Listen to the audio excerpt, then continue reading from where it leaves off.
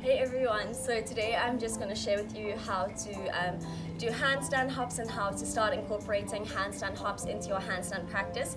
So these are such a fun way if you are already working on handstands to just try learn different entries into handstands and also just play around with different movements.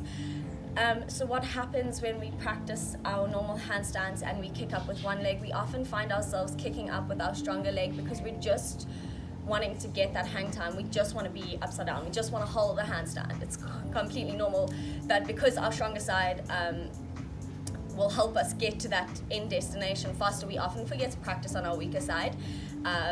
So handstand hops are really nice because you can't just like resort to your stronger side, you use your whole body. Another big difference with handstand hops compared to our normal kick-ups when we're learning handstand is when you are kicking up normally, you start with the shoulders already stacked above the wrists, and then you just start learning how to kick up from here. Next thing you have to do is just stack the hips above the shoulders, eventually bring the legs together. When you do your handstand hops, you're starting with your shoulders way behind your wrists and you're actually using the force of your kick up with your legs to then stack the shoulders above the wrist and then stack the hips above the shoulders. So it's quite a lot more to think about and it can be a little bit daunting, but it's really fun. And if you do overkick, your body will just naturally fall you out of this, so not being afraid. So what they look like is, something like this.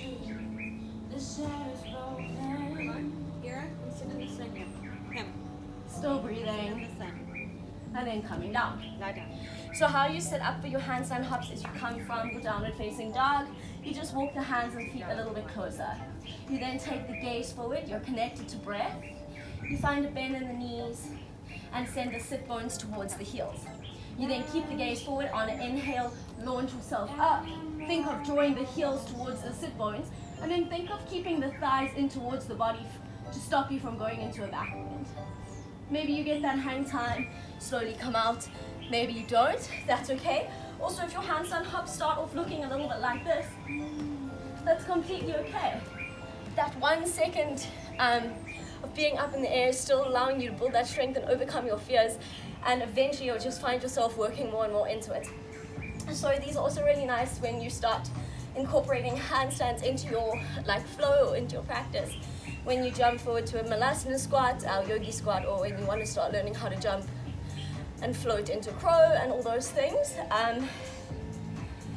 And yeah, so a nice way to try and have some fun with these and get your body used to them is thinking of clapping your feet when you get up. So it doesn't matter if you get the hips to stack above the shoulders and shoulders to stack above the wrists, you can still think of clapping the feet. So inhale 1. Now maybe I want to try 2. Okay, now I'm feeling good. Maybe I'm going to try 3.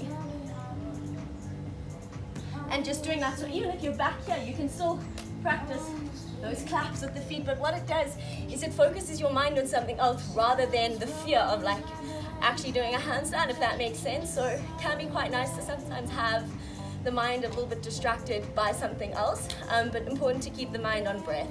So when we go up, we want to inhale. When we come down, we would like to exhale, but whenever you fall out, that's okay.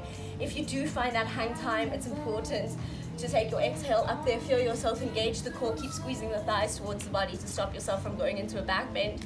Eventually, you will build up in your practice that you can start to lift the legs up from that hop. And then you can use a wall for these hops if you are afraid of going over. So if you do find yourself over hopping, there's a wall behind you. But then when you do that, try and bring yourself out of it by bringing the thighs in towards the body and lowering down like that. So you'll really get that sensation of squeezing the thighs into the body to stop yourself from going over. Eventually you can keep doing it with the wall and you'll find yourself not actually going over onto the wall. So that's a really nice way to learn them as well. And then just important, before you even attempt to practice these, making sure you have given your wrists some love. And then when you finish practicing too, give your wrists some more love. Just doing a few wrist warm-ups and cool downs. If you don't spend a lot of time on your hands, you may find yourself having a little bit of sore wrists or sensations in your wrists when practicing these. Don't worry, just give them lots of love and be gentle and kind to yourself. And I think that's it for handstand hops. Just allow yourself to have fun with these. These are really fun, and really, really nice way to start building strength throughout the whole body for your handstand practice. I think that's it. I hope these help in some way or inspire you to try these. And if there's anything else, please let me know. I'm always happy to help.